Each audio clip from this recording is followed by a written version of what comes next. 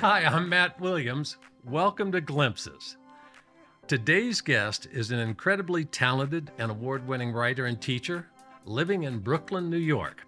He has contributed to many journals, including the New York Times, Rolling Stone, Men's Journal, and Salon.com. He has written 7 novels and is the co-founder and editor-in-chief of Appetito magazine. Andrew Cotto, welcome to Glimpses.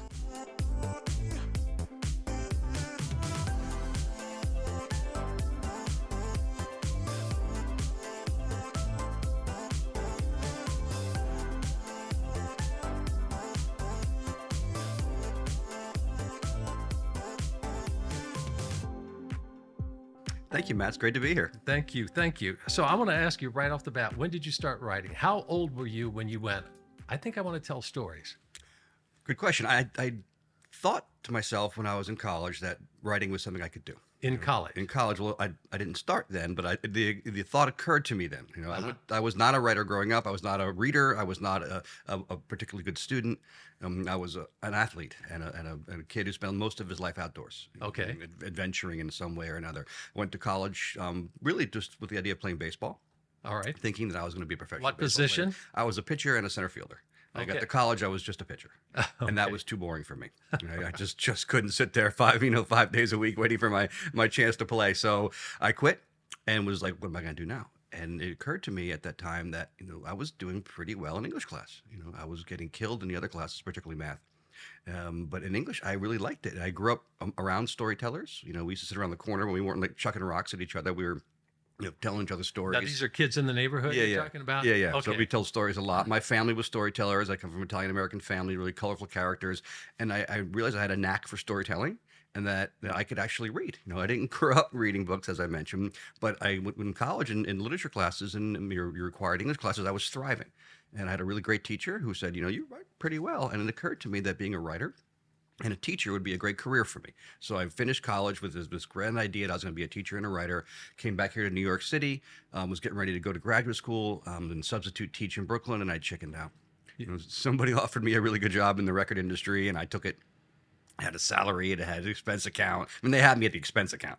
It had benefits and all that stuff and travel, and I took it, and I was doing it quite successfully for about a dozen years when the itch was just too much for me to ignore. And when you said record company, because I know you were in sales. Yeah, Is I was a that salesman. with the record company? Well, or I was worked that something different? I worked for a company that serviced the record industry. So the company I worked for manufactured and distributed their compact discs. Got it. And I was the liaison between the manufacturing facilities around the country and the record labels here in New York, mostly in Nashville. Down south a little bit more. So I was glorified customer service rep, really. Right? Okay. My job was to entertain, keep people happy, make sure that things were working smoothly, between the manufacturing facilities and the headquarters, up around here in New York, particularly. And I liked it. I didn't love it, but I liked it. It paid very well. Right. It had great perks, and I was quite comfortable in it. But there was this desire in me ever since I was little to do something special. I felt like I was called to do something. I thought I was going to be baseball. Right? I thought I was going to be like the benevolent baseball player, who gives his salary away to people in need. And then when I discovered it was going to be something perhaps within the world of storytelling, I just felt like I had to do it. And Right. so I was about in my early 30s. I was married at the time. We took a trip to Italy. My first time ever in Italy. And after a day in Florence, preceded by 2 days in Venice, I said, I'm moving here. I said, I'm quitting my job. I'm moving here. You want to come with me? You can. And I'm going to write my first book. I've been working on my first novel in my spare time. It just it was just too complicated, to get it done, in the wee hours of my life at the time. So I said, I'm going to dedicate myself to this. I'm going to write. We lived in Florence for a year. I finished my first novel there, came back, got my graduate degree at the New School in creative writing with a focus on fiction, and went to work teaching in colleges and writing books. Incredible. So Italy, I know your Italian heritage, but Italy really inspired you. That was just going there and go after a day or two going, this is where I'm going to live. This is where I'm going to write a novel. It really That sounds like a novel in and of itself. Well, it kind of is, but like Cucina Tipica, what you read, it's Yes. sort of based on that feeling where the character gets there and says, I'm not leaving. Yeah. I only said I'm going to go for a year. The character in my book is like, I'm never going back to the United States ever again. Yeah. And it really was overwhelming to me. I didn't realize, how special the the country of Italy is from a physical standpoint. The light, obviously the food was something that brought me there. I'm passionate about cuisine and wine, but like the way the architecture, the natural beauty, the light, the people, the fashion, everything about it just clicked. I felt like I was sort of having a surreal experience, just sort of like quivering in this majestic beauty. And I said, I have to be surrounded by it. Now, you're Sicilian? Is that your background? Are you from mainland Italy or from Sicily? Where's your family from? So, as Stanley Tucci says, I'm Italian on both sides, right? 100% Italian on both sides. Right. My father's family is actually from Piemonte in the north. Okay. And my mother's family is from Sicily, but I very much grew up with my mother's family. So I was sort of raised amongst Sicilians. Okay. But there was no talk when I was growing up about, like, we got to go to Sicily. We have to find out where we're from. My grandparents were like, we're Americans. They didn't come all the way over here for us to go back there. So we grew up with a very much Italian-American background, but there wasn't much emphasis on the country of Italy and Sicily in particular, the island. My mother and her sisters went, when they were in their 50s, right? Eventually, but it wasn't my grandparents didn't go back for holidays. They didn't visit family. It wasn't that, the physical reality of the country of Italy was not part of our life. We were Italian-Americans. Right. I grew up, once I had this job and all these expenses around here in New York City, I discovered regional Italian food. While you were working. Well, yeah. So the restaurants like Poe opened up, Bar Pitti and restaurants Da Salvino, where the food wasn't Italian American food, right? It was a regional Italian food. Right. It was from Emilia Romagna. It was from Tuscany. It was from Rome. And I started like really discovering, this passion I had for food and really just how exquisite Italian regional cuisine is. Right. Food from the Veneto and Piemonte. So that's what really inspired me to go visit. Right? And then once I got there, I was like, wow. I had to live there. Well, you know your food. Now, do you cook? Oh, yeah. You're a pretty good cook? I'm a very good cook. Okay, that's good to know. Okay. I mean, when I was considering this career change, I was thinking about something food related. And people were more encouraging me going towards food than writing. They're like, God, you can't write. We know you can cook. They never read a word of my writing. So they had much more faith in my ability to find a way of making a living through food than through literature. But I've worked in kitchens before. I worked in a kitchen in college at a really excellent restaurant, and it was a nightmare. Being behind those doors in the back, dysfunction, competition, pettiness. Right. It was. I'm sure that the restaurant scene has matured more, but it wasn't something for me. I didn't enjoy that experience. But you found a way to unite your love of food and your writing, not only in your fiction, because I've read several of your books, and food plays a major part. It's, I have to keep putting the novel down to go, grab some pasta. So I have to eat while I'm reading, because you describe it so sensually, and you really do, and it comes through in your writing. You really do appreciate good food. I mean, to me, it's one of the essences of life. And when I say good food, I don't mean, a smash burger with double cheese and all, this gluttonous type of eating. I think that Italian food, particularly regional Italian food, is a source of wellness. It's a source of really positive things in our lives, because the experience of eating it, of course, is pleasurable. right. But it's also healthy, and if you read the right portions. I just wrote an article for Appetito. People say to me, "How can you be an Italian food writer and still be slender?" And I said, like, I'm slender because I'm an Italian food writer, because I know how to eat, proper portions, proper kind of ingredients, and it makes me feel good. Particularly during the pandemic, I really embraced it. Where it was a difficult time for everybody. I just cooked it pretty much every day. Uh-huh. I made a cooking show with one of my pals called Dinner with Andrew, and we were having fun with it. And food, really, Italian food started pivoting towards like the focus of my work. And prior to that, I'd been doing it almost subconsciously.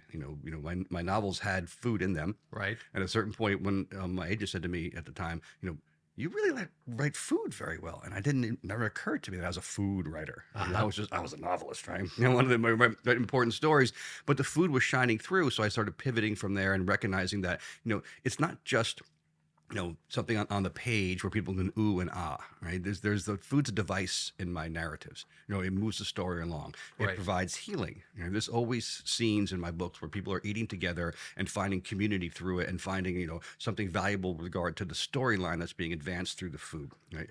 Preparing food for people in the books. One of my characters, I have a noir series. I just finished the third one in it. And the character is pretty, reticent. right? But he communicates through he's a cook. He's not a detective, right? He's a cook, and he communicates with people through his cooking. So I think that food has a much bigger value in our lives than most of us give us credit for. It's not just to provide sustenance so we can go do our jobs, right? It's part of everyday life that provides a great sense of wellness. I'm really trying to promote that. I will double down on that thought because my wife is 100% Italian on both sides. And her Lucky mother, you. yeah, lucky me. And Nona, her mother, I've watched her make gnocchi and briciole, and it's not about sustenance. It's about truly pouring love into that food. I watched her cook, and this is how she loves her family. Used to, she's passed, and she gave me her recipe for meatballs.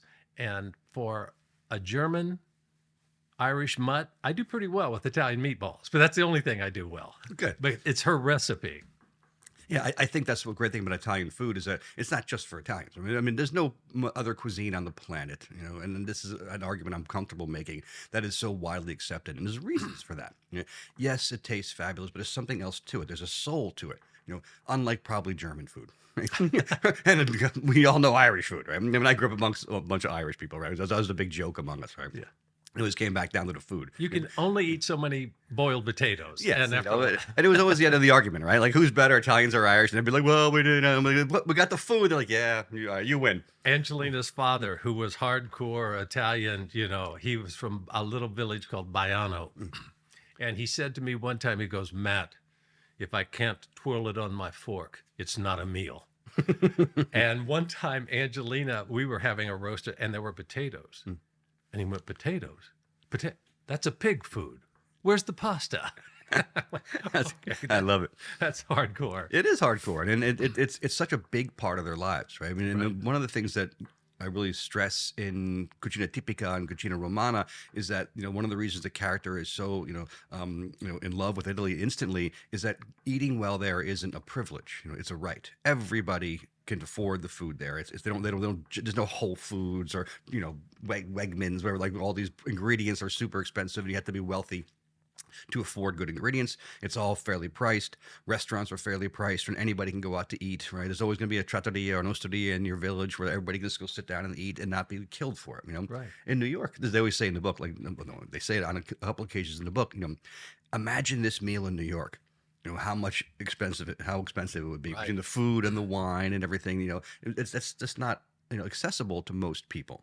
Right. In Italy, eating well again is not a privilege; it's a right, and that's a really important thing. It's one of the reasons that people of the Italian peninsula and Sicily, right, are so healthy. Yeah. They all can afford it, and everything is farm to table. They don't have farm to table, right? The farm's over there; they bring it to your table. Right. They don't have to label it as like being special. That's how they eat. Right. And I love sitting there somewhere on a terrace or somewhere in a village in Italy, looking out across the land and saying, like, this is where the wine came from. This is where the olive oil came from. Everything you can see. Pretty much taste the earth and the sunshine and everything. I mean, they have the best home field advantage in the world. I'll give them that. Right? They have the volcanic soil, down in Campania and throughout. They have beautiful mountains. They're surrounded by oceans on both sides, right, on seas on both sides, I should say. They have the terrain. It's rocky. It's just the best home field advantage in the world for growing products, right? In the great sun and the weather. But they take full advantage of it. Right? They appreciate it. Right? It's not something that they take for granted. By any means, right? It's a huge. The regulations on their products is crazy. They have, if we regulate nuclear plants as half as intensely as they regulate, their prosciutto di Parma trattorias, it'd be a different world, right? They're so strict about this is to say it's Parmigiano Reggiano or to say it's prosciutto di Parma or to say it's aceto balsamico tradizionale. You have to really pass some stringent requirements, and they check all the time. I mean, they're coming in there. I didn't realize it was that strict. Oh, it's very strict. Okay. They take it. It's part of their culture. It's part of their identity, and Right. and it's important that they do that because they don't shut down boar's head plants in Italy, right? And what Right. happened here it makes my stomach turn thinking about there was a cold cut manufacturing plant in Virginia that got shut down because they weren't following regulations. How'd Right. that happen? Right. That's not going to happen in Italy. Yeah. Well, there'll be no boar's head in Italy, but Yeah. Well, I'm going to shift back to writing because you do write fiction and you write a lot of articles and for newspapers, magazines. Do you have to flip a switch in your brain when you go from creating worlds and characters that are fictional to reporting facts and, real life events? Do you make a shift in your brain, or is it just kind of flow back and forth? Well, I mean, I make up my facts in my brain, my imagination anyway. Uh-huh. I mean, well, I'm not a well, I used to write politics. Right? The things I write about mostly now are food and culture and things like that. So there's an aspect of storytelling to them. I was never trained as a journalist. I don't go to sites to report and ask questions and scribble in my notebook. I'm really just telling stories through my journalism. So there's similarities, but yes, there's a difference. Obviously, in the journalism, I do have to get things correct. Yes. I mean, I must, remain on point and follow sort of for me, it's the shorter arc of the storytelling that's the challenge, because Right. an article is 500 words. And again, you got to have a beginning, middle, end in that. But a novel, you have 60, 90,000 words, and there's a beginning, middle, end of that just allows you much more breadth, I should say, Right. to get the story told. I also feel like journalism is much, obviously shorter in form, but also shorter in allowing me to do it. I knock it out. Right? It's done. Where a novel, I'm living with it. As you know, when you're doing long form storytelling, it's living with you the entire time. Right. And it's very generative. So like it's hard for me when I'm really immersed in a novel to sort of pivot towards journalism, because they're such, it's different parts of my brain, Right. different process. I dream about the novels when they're in process. I know what's going to happen the next day when I get up. I'm already prepared for it. So it's all kind of consuming. Yes. But there's still some similarities in the fact that I'm just telling stories in different forms. Okay. Now, you're writing a novel. I've asked this of many playwrights as well as novelists. Do you see the scenes first? Do you hear voices? Both? Do you begin with character? What's the very first impulse that gets you writing? A character. A character. Yeah, I'm very much into like finding characters and having them chase after something, and obviously putting things in their way along in the process to make Right. it compelling. But I'm very much a character. But then my next favorite thing is setting. I love setting. Right. I mean, I can't remember who said it, but it's going to come to me in a minute. But one of the great writers said that the most important character in every story is setting. Because it's like it's where it happens. Well, you certainly do that, because I've read 2 of your novels recently, and the setting in Italy, I mean, you can smell the gardens, you can feel the sunshine. It's, taste the food. It's very sensual. It's evocative in the best sense. I mean, I think it's a huge part of writing is putting people in that place and not overdoing it. Yeah. I think if you paint, the scene, you overpaint the scene, it takes the fun out of it for the reader. There's a real knack for like just providing enough detail where they can finish it off in their imagination. It's also the describing characters' appearances, right? You want to say how they look, right? You don't want to overdo it, right? Because that's why I always hate when the movie comes out of the book. That's not. Brad Pitt was not my character, right? That's not what he looked like, right? And it's fun for readers to do that. So I think it's really important to sort of, put just enough information in there, regarding setting and also characters to lead the reader along, but allow them to finish it on their own. That's what makes reading so valuable. So we love it so much. We make these characters in our heads. We make this scenery, right? But yeah, I really do love settings. I mean, I think it allows the story to unfold in a way that's evocative. Right. So my stories are not going to be set in some country little town where no one's going to lead the town. They're going to be places that are sensual and interesting, or dangerous or exotic in some way. I love setting. Well, I love what you say about not over describing characters, because characters are defined by what they do, not necessarily what they look like. Mm-hmm. But more importantly, what you just described is that allows the reader to work and fill in the blanks, and that just pulls you deeper into the book. And if you describe every detail of this character, then I have no work to do. Right, and that's what makes reading. People don't know why the book is better than the movie. This is why. Yeah. Because in the movie, they pick the characters for you. They pick the seating for you. You don't have to. Your imagination doesn't have to play a role in the process of watching it, because they've done the work for you, right? The casting director and the actors and everything, it's all there for you. When you're reading, you're doing that work, and that's what makes it so enjoyable to people who love reading. That's why they love it. I mean, they might not know that's why they love it, but I'm telling them now. Now, how disciplined are you as a writer? Do you sit down at the same time every day? Do you have a routine? You talked about dream. I completely identify what you said. Dreaming or waking up in the morning and going, oh, that's what I didn't know they were going to do that, and then running to to the office to get it down. I don't think there's any other way to do this unless you're just brilliant, and I'm definitely not, than other being really disciplined. When people say to me, I want to write a book, I say, are you going to sit down every morning? You're going to put your ass in the chair every single morning for X amount of hours. If not, don't bother. Right? Because if you don't create that momentum that leads you from one day to the next day to the next day to the next day, it's never going to sustain itself. Right? I think that constant immersion in a work of fiction, even a nonfiction, like just of writing, is absolutely required, to get you from one day to the next. And I love it because when I sit down, I'm never like, what's going to happen today? Right? I know, right? Because it's built. I finished that morning. I'm a morning guy too. I can't imagine writing at night.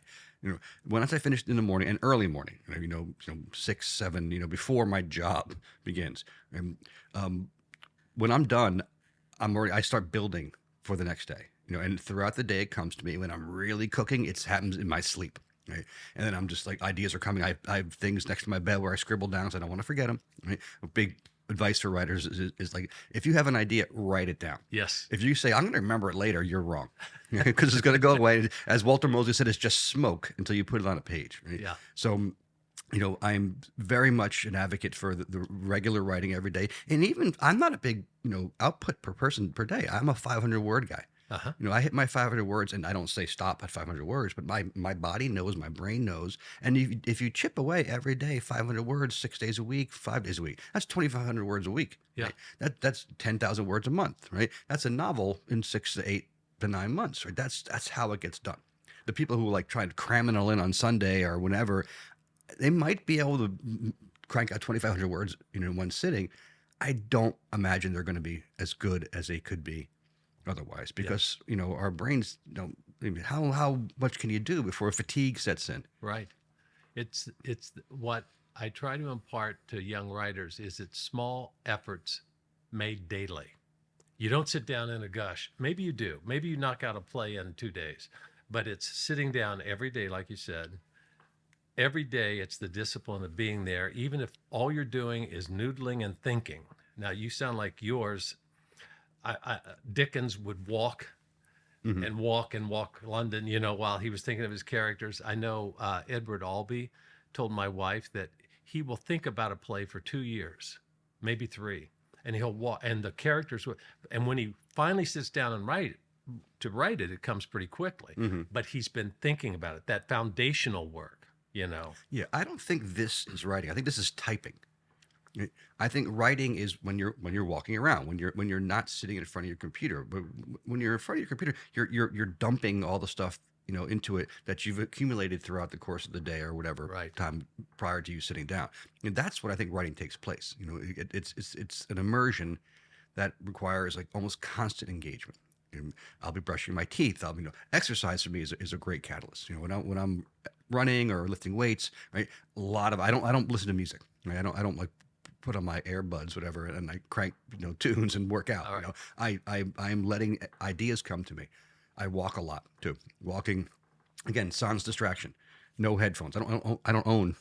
These I don't either. Right, I don't either. because I don't want to be interrupted. Right, I don't want someone else's words in my head when I'm doing something. I think there's a real correlation between breathing and creative imagination. Yes.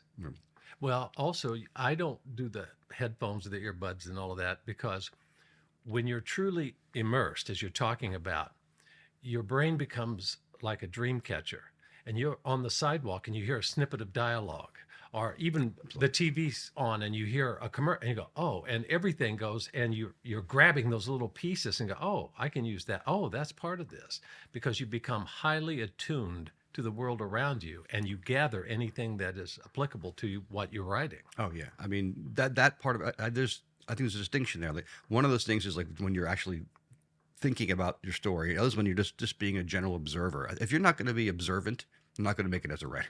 Right. You have to have your eyes wide open.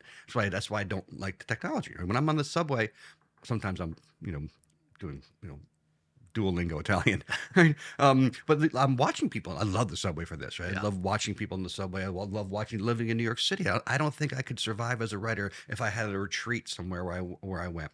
Yeah. Because I need to be in this town to sort of get inspired and hear things. And there's so much out there that's much better than you could ever make up. Right? You can create like that's.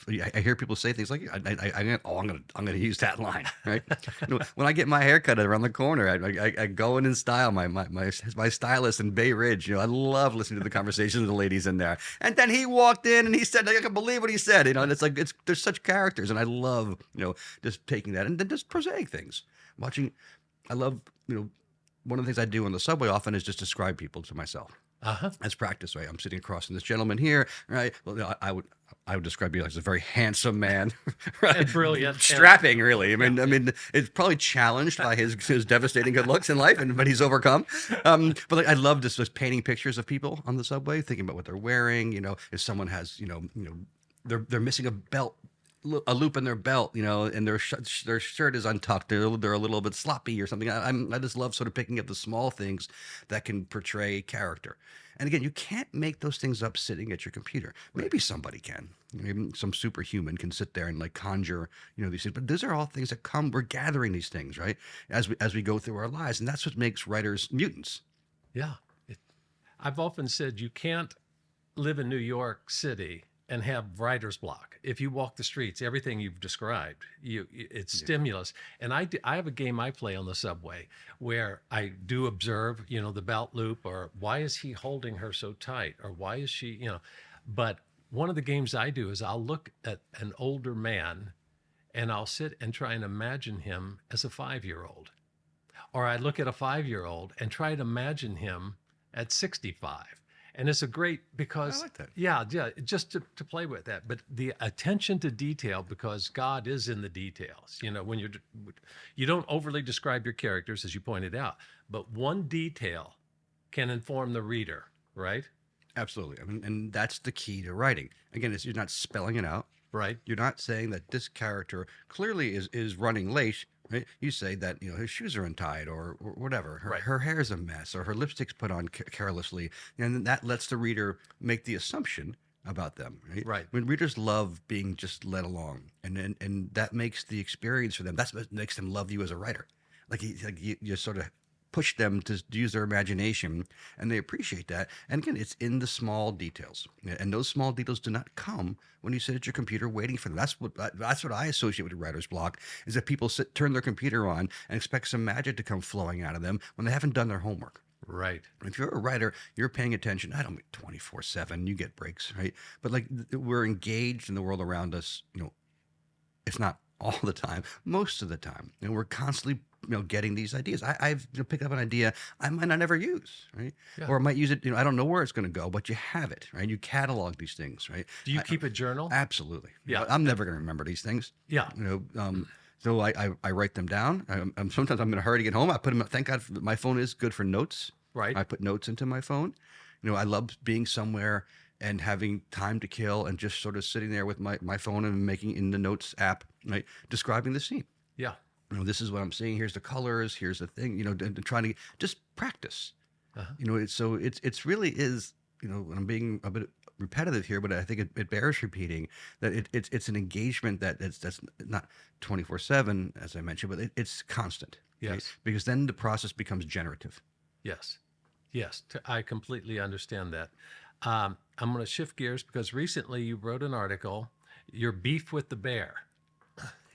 Do you want to talk about that a little bit? Sure. Because you wrote about the television program. You're a foodie. You know food better than anyone. And by the way, I want to say to everyone listening, if Andrew Cotto asks you to go to dinner, go, because the man knows food.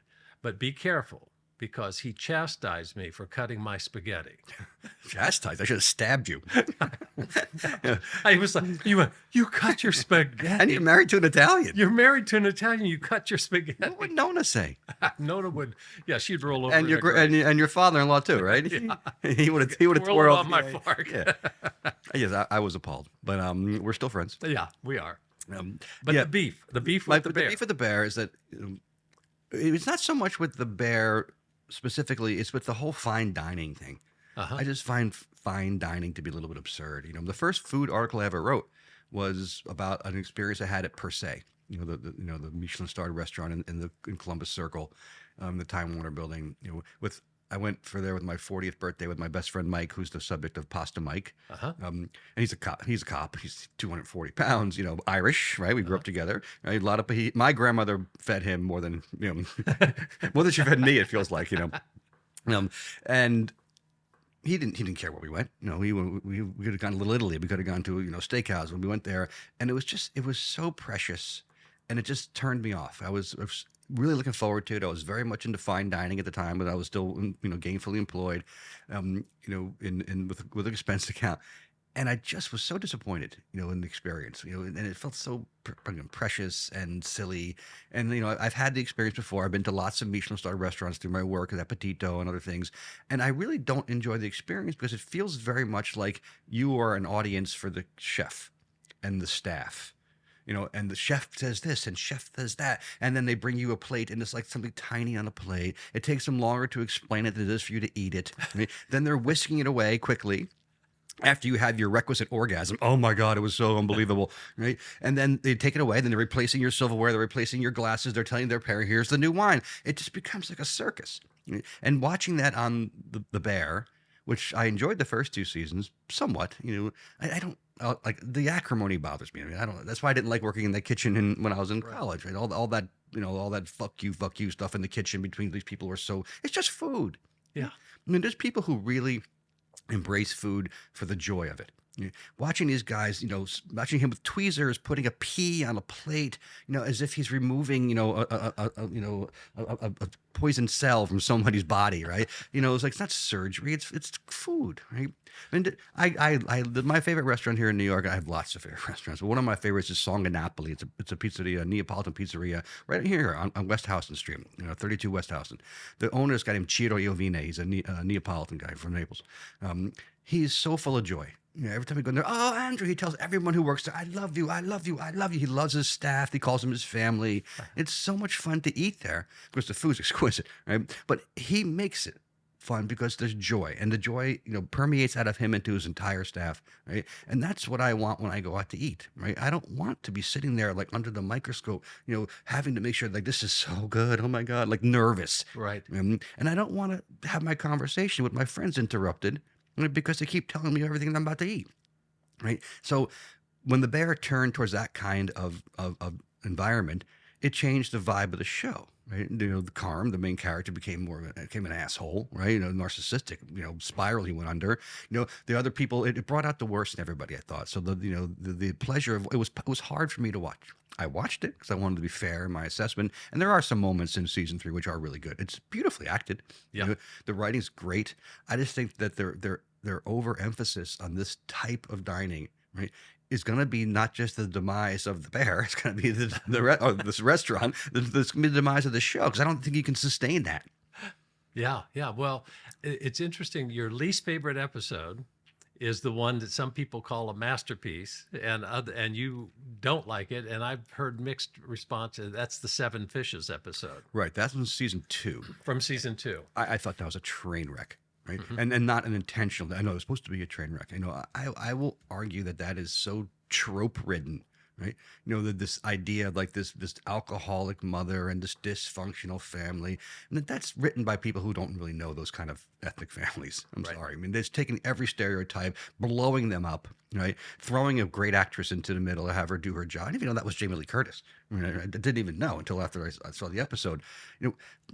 I'm sorry, that level of dysfunction just can't exist. Right? Someone should have stepped in and done something. Right. Everybody just sort of meet around, and then there's these other asshole characters, the brother-in-law, the sister's husband, and the guy who out of nowhere, I don't know who this guy was, who was also like a catalyst for conflict.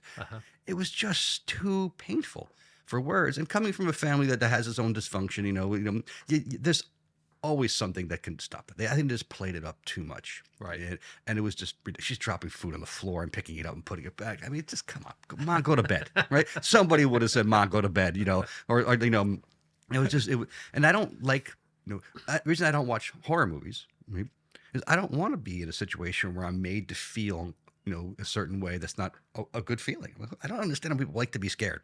Right. This is a horror movie to me, right? And involving food. And so it's the antithesis of what these holidays are supposed to be. Like my family goes crazy too. We drink too much, and but we're laughing, and like, why can't they make it a celebration? Yeah. And I feel the same way. I think that they took that idea that it was so well received, right? This train wreck, because people love watching train wrecks, right? Right. Right? Let's put more train wrecks in the whole season 3, right? And then people will like it. It's like stereotypes of like The Sopranos, right? Let's make them as Goomba as possible, right? Right. Let's call this guy Big Pussy and have him, and make it like cartoon. It was a cartoon family Right. in the Seven Fishes, and I think that's insulting. Yeah. As an Italian, you're very sensitive to that. Italian American, you're very sensitive to that. No one gets canceled for making Italians cartoons, Right. One-dimensional buffoons, right? Mafiosi. I mean, they still very much do that, regularly throughout film and TV, and it's. I'm becoming more and more aware of the fact that how damaging that is to the Italian American community. Yeah. Yep. Well, let me ask you this, because we know you don't want to eat German or Irish food, but if you're not eating Italian food, specifically regional Italian food, is there another cuisine that you really enjoy? Italian American. That's a good question, and I don't mean this to be stubborn. And I really don't eat anything other than Italian food or Italian American food, only because I'm so used to it physically. Yes. Like I haven't had Chinese food. I'll do like a dim sum once in a while. I used to like good things that are steamed, but I'm not getting like General Tao's chicken. I'd be in the hospital. With the way it's fried and the oils they use, and like it has no appeal to me whatsoever. I'll eat sushi once in a while. I Yeah. find it boring, Yeah. to be honest. But it's clean. Uh-huh. My problem is the other oils. I mean, Indian food would kill me. I like a hamburger. I eat a steak. I love hamburgers. I'll eat hamburgers when I'm not. I like fried chicken. A Southern food I can eat once in a while. But I'm so immersed in Mediterranean-based cuisine Yes. that my body kind of doesn't like anything else. So it's hard for me to sort of, I'm going to eat this bucket of Kentucky Fried Chicken. I'm just going to eat it on the way to the hospital. Yeah. That's interesting. Yeah, how your body does adjust, and you're in good shape. You like you said, you eat often and you go out often, but clean Italian food is so healthy. It really is. But it's got to be clean. It has to be clean, right? And Yeah. good Italian food is clean and it's easy to digest. I mean, it just lends itself to enjoying your life and moving on. I don't want to eat something that's going to make me feel bloated. Right. I don't want something that's going to make me feel like groggy. Right? The idea of being like, oh, I just ate so much is a good thing. It's like absurd. I can't believe people want the family size portion, right? Like, I mean, someone gives me a family size portion, I'm eating it for a week. Yeah. Yeah. Well, where I grew up, the portion size was more important than the taste. Right. In the Midwest. My parents moved down south. My mother got sick. They were in California. They moved east to be near their children, and my father put on so much weight. Living in South Carolina. I'm like, Dad, what are you doing? He's like, this is how we eat down here. They go from meat and threes, right? Meat and threes. Like, Right. who wants? We went to one of those famous. Like, we were on a road trip down in Charleston, and we stopped at some place. We had to go. And they gave me a meat and three. I was like, the waitress came over, and when I was done, she's like, "What's wrong, hon? Didn't you like it?" I'm like, "I sure it was okay, but like." I couldn't eat all this food. This is enough food for me for 4 days. But yeah. Right. But everyone else in there, including my dad, who started picking at my food when he was done, cleared their plates. Right? And I'm like, that's no wonder. I look around this room like no one's healthy. Yeah. It's so part of the culture to eat like as more is equals more. Right. And it's not. Less is more when it comes to food. Yeah, I agree with that. Well, I'm going to shift gears because Glimpses, that's the name of the book, and it's about finding little glimpses of God in your daily life. And I'm not talking about religious dogma. I'm just talking about moments of unexpected kindness, compassion, tenderness. Do you have glimpses in your life? Absolutely. And I read the book and loved it and felt, very much akin to the idea that you're promoting. I mean, I'm not a religious person. My parents skewed the Catholic Church. They grew up very religious, strictly religious. I was baptized. That was it for me and my brother. We were done with church. But we're very spiritual people. And I'm a spiritual person. I felt, compelled from a very young age, that there was something special about me in particular, but about connecting with other human beings. And so this idea of things you're recognizing as glimpses is something I've sort of been practicing much of my life, just trying to find those small moments. And I do believe they are small moments. It's almost like the comparison that we're talking about writing. where it's not like one big huge moment where you pump out all this work. It's little moments, right? Lots of singles, if we're doing the baseball metaphor, right? Right. And I think that, being a spiritual human being and connecting with other people, which is what I want to do. The reason I went to be a writer eventually, and was I wanted to be a famous baseball player, was to connect with other people. Right. I think the best way to connect with other people is through, small gestures of kindness. Yeah. Just helping someone on the subway. I mean, I hated when, when it was no longer no longer cool to be chivalrous, when I couldn't open doors for people anymore or offer my seat on the subway. I still did it. And it's coming back around. I'm happy to report that I don't get dirty looks anymore for offering my seat to someone, But I think if I had $1 for every baby I carried down the subway steps, in their stroller, Strollers. right? I love that kind of stuff. It makes it so validating. It's one of the things I miss most about teaching. Is I think when I was teaching, and I had 20 students in front of me 3 times a day, 3 or 4 days a week. I mean, I had them in the palm of my hand for doing kind things, making someone feel good about, it's okay that you're late, right, or whatever. That great answer, right? Let's think about the ways you can connect with people, in a position of authority, right? My first book is called The Domino Effect. The idea of the dominoes is a metaphor, where one domino affects the other one. Is the idea behind the book, in that, like, if you do kind things for somebody, they will do kind things for somebody else, and so on and so on. And that's what makes the world go round. It's a little hokey and maybe a little hallmarky, in the sentiment, but I truly believe that. And that's the premise of the book, is that the kid loses his way. It's a coming of age story. And the father's like a really great, benevolent soul, very much based on my own father, who was a sweet, sweet man, and a very moral person. Like, you're obliged to help someone. The original title of the book was Giving Directions, and had to do with the fact that if you see someone back when people had maps, right, looking for their way, if you know where you are, you should stop and help them. Right. And I very much believe in doing that. Till I have people in my life now who I make an effort to help because they could use my help. And if you can do that for someone, if you're in a position to do that for someone, you really are obliged to do it as a human being. Right? Give them what they need, whether it's love, support, money, pasta, whatever it is. I love that, and I think those are the glimpses of my life. Right? I love being that person, and I to be completely honest, right, it's one of the reasons I think I've been so popular my whole life. I've always been popular. Right. But I'm the good popular guy. I'm not the jerk popular guy, right? Who uses his popularity to get things, manipulate. I'm the popular guy. I'm at the party. I want everyone to have a good time, right? If it's my party or somebody else's, I'm going to make an effort. I see someone who's not having a good time, I'm going to go talk to them.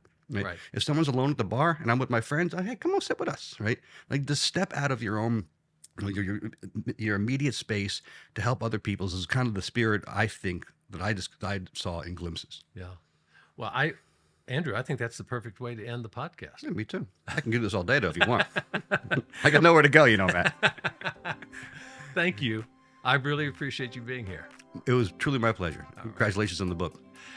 So that's it for this podcast. I encourage all of you who are listening to go out in the world, take a moment or two and look around and catch a glimpse. My friends, thank you so much for tuning in for another episode of Glimpses. Speaking of, Glimpses is now available for purchase at your online retailer of choice. And the best part? Every penny earned will be going to charities who support children in need. You can get your copy in the link below. Until next time, have an amazing day.